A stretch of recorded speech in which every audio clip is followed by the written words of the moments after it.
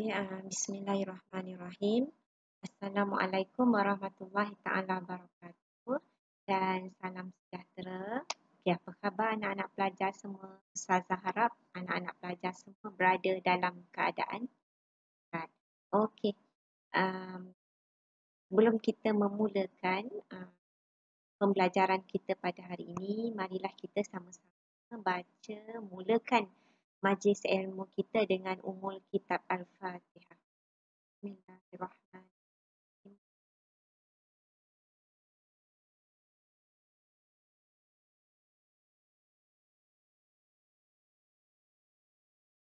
Amin amin ya rabbal alamin. Okey, semoga majlis ilmu kita ini diberkati Allah. Okey, baik. InsyaAllah hari ini kita nak belajar satu tajuk.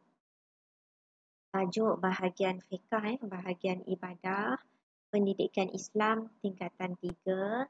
Tajuknya adalah Qiyamul Lail, pemangkin kekuatan jiwa. Okay. Kenapa Qiyamul Lail itu pemangkin kekuatan jiwa? Akak-akak boleh jawab tak? Kerana apa? Orang yang melakukan Qiyamul Lail ni, dia boleh memberi kekuatan jiwa pada seseorang yang melaksanakan. Hebat kan? Okey, untuk buku teks, pelajar-pelajar boleh rujuk muka surat 157 hingga 159. Okey. Seterusnya, sebelum kita mulakan pembelajaran, pelajar kita lihat dulu apa yang pelajar akan kuasai apabila kita selesai saja habis pembelajaran pada hari ini, iaitu ada 3 standard pembelajaran. Okey, yang pertama, pelajar dapat menyatakan maksud, hukum dan dalil Qiyamul Lail. Yang kedua, pelajar dapat menyatakan amalan yang boleh dilakukan semasa Qiyamul Lail. Okey, yang ketiga, pelajar dapat menyatakan kelebihan orang yang mengamalkan Qiyamul Lail.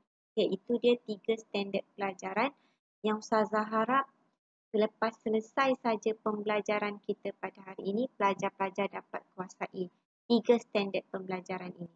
Okey.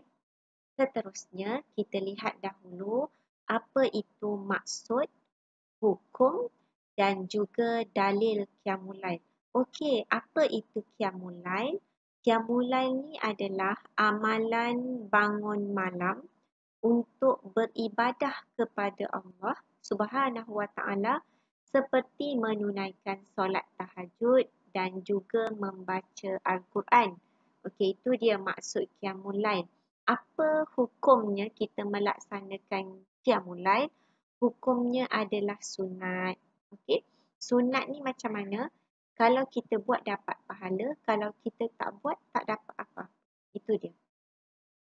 Okey, seterusnya kita lihat dalil nakli tentang pelaksanaan Qiyamul Lail ni berdasarkan kepada firman Allah Subhanahu Wa Taala dalam surah Al-Isra ayat 79, iaitu A'udzubillahi minasyaitonirrajim wa minal laili fatahajjat bihi nafilatan laka asa ayyab'atsaka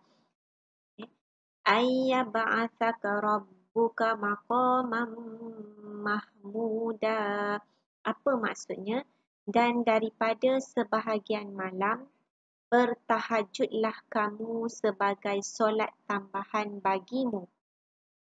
Semoga Tuhanmu menempatkanmu di tempat yang terpuji. Dalam surah Al-Isra ayat 79, Allah sebut, dan daripada sebahagian malam, maknanya daripada 1/3 malam kita bangun, Allah suruh buat apa? Bertahajud. Bertahajud kamu, okey, dengan melaksanakan solat.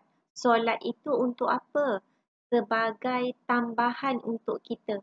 Semoga Allah tempatkan kita dalam kalangan orang-orang yang terpuji. Bukan senang sebenarnya kita nak bangun malam ni. Orang-orang yang bangun malam ni dan berqiyamul lail adalah orang-orang yang hebat.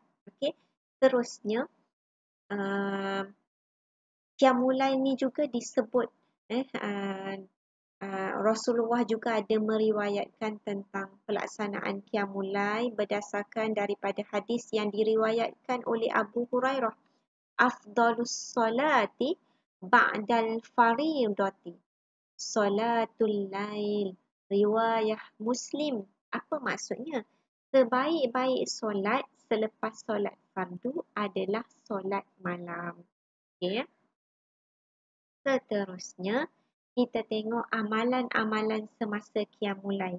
Semasa Qiyamul Lail kita, apa yang kita boleh lakukan? Okey. Yang pertama, memulakan Qiyamul Lail dengan solat tahajud 2 rakaat dan diikuti solat sunat yang lain seperti solat hajat, solat taubat dan juga solat tasbih.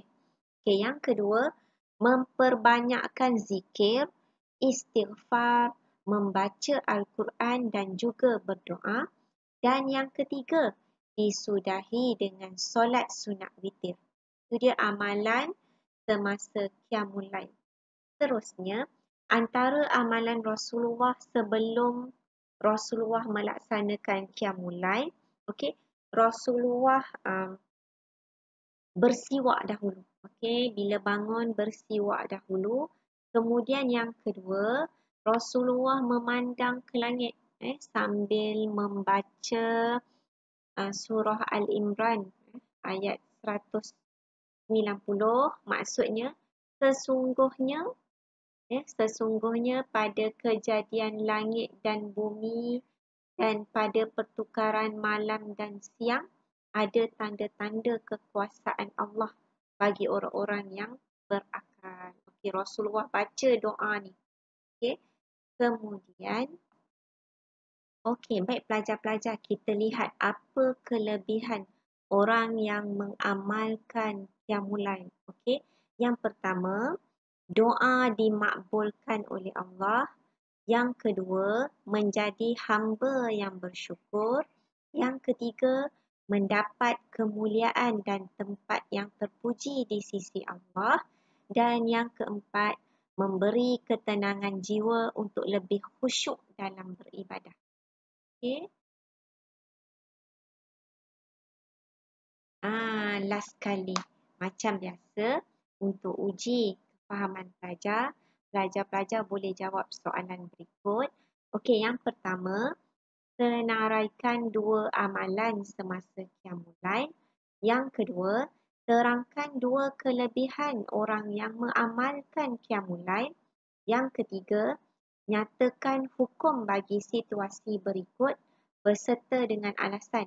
Okey, yang pertama, semasa Qiyamul Lail, Abdullah terlupa untuk menunaikan solat witir. Apa hukumnya? Okey. Yang kedua, hukum dan juga alasan. Okey.